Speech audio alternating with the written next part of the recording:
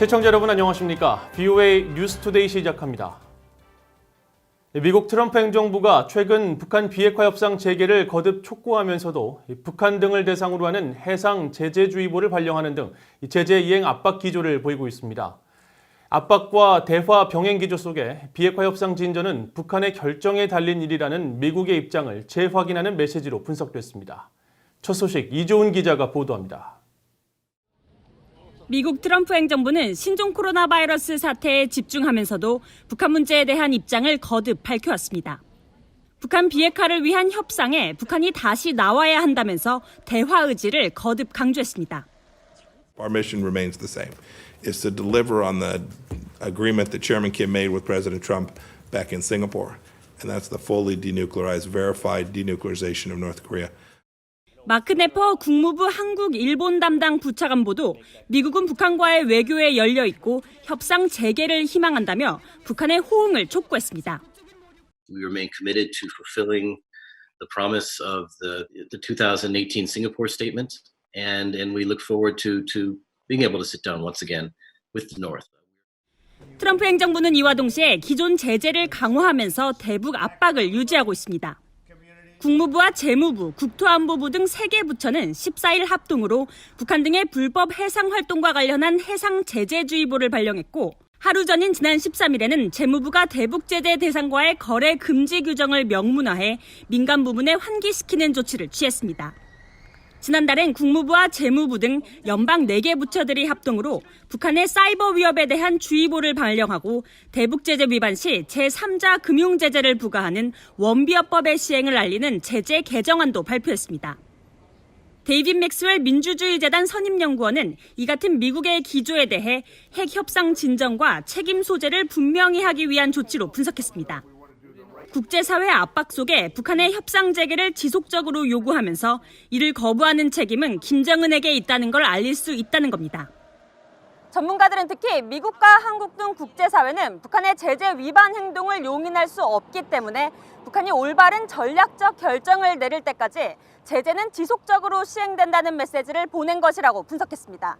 VOA 뉴스 이존입니다. 지속되는 국제사회의 대북 제재 속에 북한은 여전히 수출 상품에 대한 홍보를 활발히 하고 있습니다.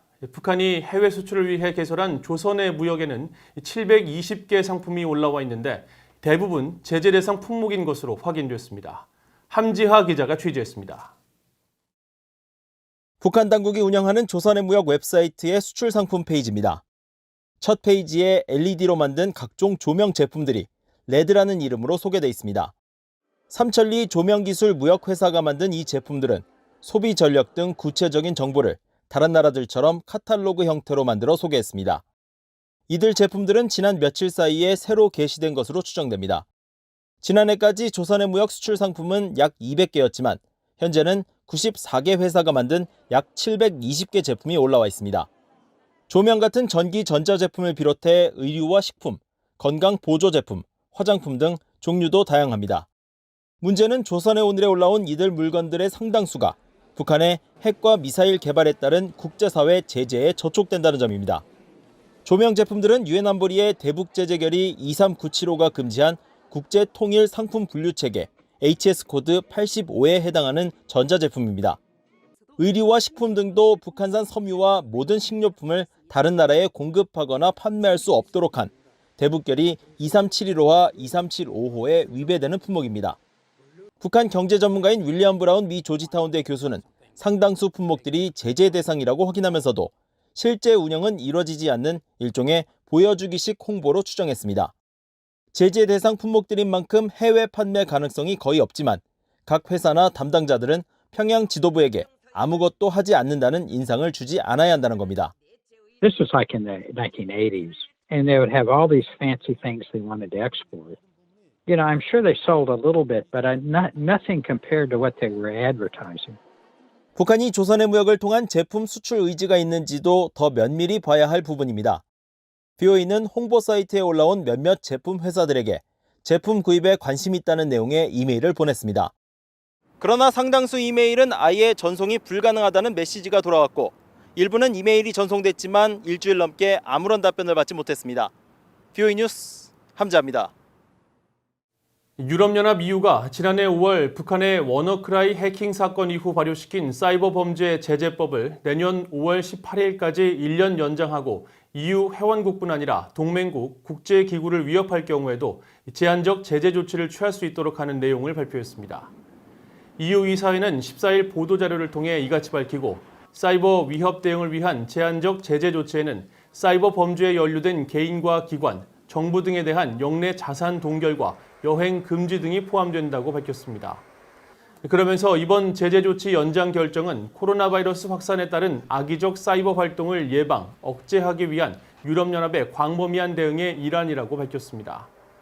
지난해 5월 유럽연합 최초로 발효된 사이버 범죄 제재법은 2017년 영국 의료 서비스를 마비시킨 북한의 워너크라이 해킹 사건 이후 사이버 제재 시스템 구축 요구가 잇따르면서 도입됐습니다.